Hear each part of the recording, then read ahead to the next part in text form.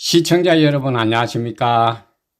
오늘은 시골에 있는 빈집을 한번 둘러보겠습니다. 깊은 우물이 있고 산비탈에 마을 뒤쪽에 조용한 시골 빈집입니다. 지난번에 농林식품부 농어촌 정비법 개정안에 대해서 말씀을 드렸습니다. 이른바 빈집 이행 강제금이라고 설명을 드렸는데요. 안전에 우려가 있거나 주변 미관을 현저하게 훼손할 여지가 있는 이런 빈집에 대해서 계속해서 방치하게 되면은 벌금 500만원 이내 연이해까지 부과할 수 있는 법이 통과됐다고 설명을 드렸습니다. 오늘 이 법과 관련해서 조금 더 말씀을 드리겠습니다. 여기 마을에도 나와보니까 빈집이 상당히 많습니다. 그야말로 빈집이 넘치다 못해서 텅텅 비어가는 그런 마을로 변해가고 있습니다. 내년 2024년 6월 1일 이 법이 시행되게 되면은 아마 오늘 둘러볼 이 집도 정비 대상에 포함이 될 것 같습니다. 제가 이 마을에 와서 옆에 우물이 있고 햇살이 잘 드는 이 집이 위치도 참 좋고 해서 이 옆에 있는 어르신께 한번 여쭤봤습니다. 매매를 하는 집인지 한번 물어보니까 매매를 하려고 몇 번 시도를 했다고 그럽니다. 예, 그래서 이 집 안에 있는 이삿짐도 거의 지금 옮겼다 그러고요. 이 매매를 하려고 하는데 쉽게 매매가 되지 않는 것 같습니다. 여러 가지 이유가 있겠지만 오늘 이 집을 둘러보면서 시골 빈집 이행 강제금법이 실효성을 거두기 위해서 어떤 준비가 있어야 되는지 함께 고민해 보도록 하겠습니다. 지난번 올려드렸던 이행 강제금 컨텐츠에 이런 댓글이 하나 달렸습니다. 제가 한번 읽어 드리겠습니다. 시골에 조부모님이 살던 집이 있습니다. 두 분 다 돌아가시고 집을 정리하려 하니 장남인 저희 아버지 위에 누님이 한 분 있었습니다. 저희 할머니가 재혼이었던 거였습니다. 얼굴 한 번 본 적 없는 고모님과는 연락이 되지 않고 고모님 동의가 없으면 집을 처분할 수 없습니다. 이런 제도 정비 안 하고 안 팔면 벌금 때린다고 말하면 뭘 어쩌자는 건지 모르겠습니다. 예, 이런 댓글이 하나 달렸습니다. 제가 우려했던 바로 그 부분인데요. 사실 이런 촌집에 연세 많이 드신 이 할아버지 할머니께서 사시다가 돌아가시고 난 다음에 문제가 됩니다.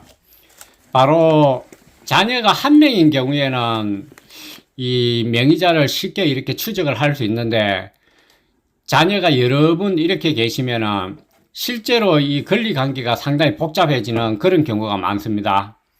돌아가시기 전에 이 상속 문제가 잘 정리가 되어 있으면은 문제가 없겠지만 오늘 이 댓글을 다신 이 사연자분의 이 사연도 바로 이런 문제입니다.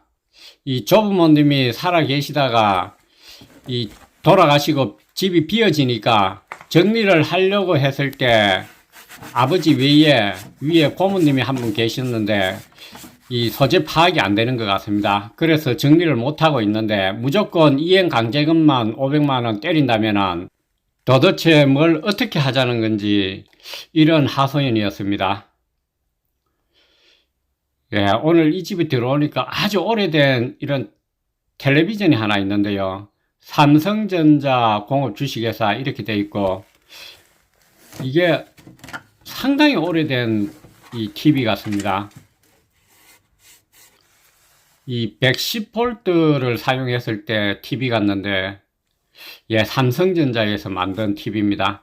시청자 여러분들 혹시 아시면은 댓글로 확인 좀 해주시기 바랍니다. 굉장히 오래된 삼성전자에서 만든 TV 같습니다. 이런 시골집에 할아버지 할머니 사시다가 돌아가시고 나면은 그 자녀들, 이 권리 관계가 있는 분들을 확인하는 이 절차가 상당히 복잡할 뿐만 아니라 이 마을에 와가지고 제가 이 집도 매매를 하려고 몇 번 시도를 했다고 하는데 사실 아무리 수소문을 해도 이 권리자를 찾을 수가 없었습니다. 이런 문제가 있기 때문에 이행강제금법이 시행이 되더라도 실효성을 거두려면 시행하는 데 있어서 세부적인 보안법이 뒤따라야 할 것으로 보입니다. 이런 문제만 있는 것이 아닙니다. 이번 법률 개정안 이 시골 빈집 정비법의 이 주로 대상이 되는 이런 빈집들 대부분이 옛날에 지어진 집입니다. 이런 옛날에 지어진 집들은 대부분 이 경계 청량이 되어 있지 않는 경우가 거의 대부분입니다. 시골에 집을 이런 촌집을 사시려고 한번 다녀보신 분들은 실감을 하리라고 생각합니다. 이 집도 아마 청량을 제가 해보진 않았지만 그럴 가능성이 상당히 많습니다. 그렇기 때문에 이런 집을 팔려고 할 때 이 절차가 또 상당히 까다롭다라는 그런 또 한계가 있습니다. 예, 여기도 상당히 반가운 그런 물건이 하나 있는데요. 백고무신입니다. 저도 예전에 이런 고무신 신었던 기억이 많이 있습니다. 저는 주로 이 시골 마을에 있을 때 금정 고무신을 어렸을 때 많이 신었습니다. 예, 여기가 아궁이 자리고요. 불을 뗀 흔적들이 많이 남아 있습니다. 예, 이 집도 참 정겨운 이 시골집인데요. 예, 팔려고 여러 번 시도했다가 못 판 그런 이유가 틀림없이 있을 것입니다. 또 이번 농어촌 개정법 시행에 걸림돌이 되는 문제 하나를 더 지적하자면 어떤 문제가 있는가 하면은 다 그런 건 아니지만 시골에 다녀보면은 집 소유자하고 땅 소유자하고 다른 경우가 상당히 많습니다. 예, 이런 경우에는 예전에 집성촌 마을에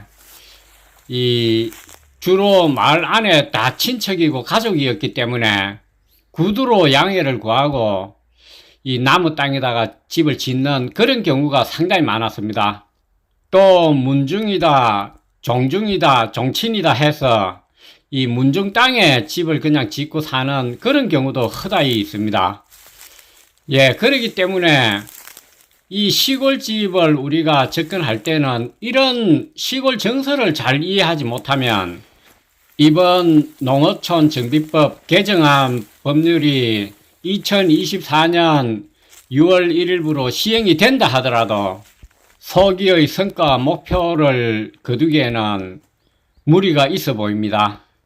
그래서 저는 이 법률을 마련한 이 정부에 주문하고 싶은 것은 오늘 말씀드린 여러 가지 이런 시골 정서를 잘 이해하고 그에 따르는 이 보안 대책과 세부 법률안이 이 후속으로 나오기를 기대합니다.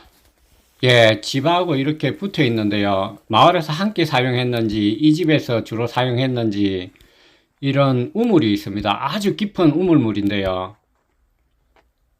예, 속이 훤히 이렇게 보일 정도로 아주 맑은 물입니다. 예, 상당히 깊어 보이는데 이렇게 좋은 우물이 있고 또 주변 경관은 아주 뛰어나고 공기 좋고 물 좋은 이런 마을에 있는 이런 집들이 이렇게 방치되고 있는 현실이 정말로 안타깝습니다. 제가 오늘 이 마을에 와서 쭉 둘러보니까 빈집들이 넘쳐나고 있습니다. 그야말로 시골은 지금 텅텅 비어가고 있고 그나마 지금 시골 마을에 살고 계신 어르신 몇 분 계신데 한 해가 다르게 하루가 다르게 한 분, 두 분 떠나고 계십니다. 바라건대 좋은 정책들이 많이 이렇게 나와서 도농 격차도 점점 줄어들어서 시골 마을이 생기가 넘치고 활기가 넘쳤으면 좋겠습니다.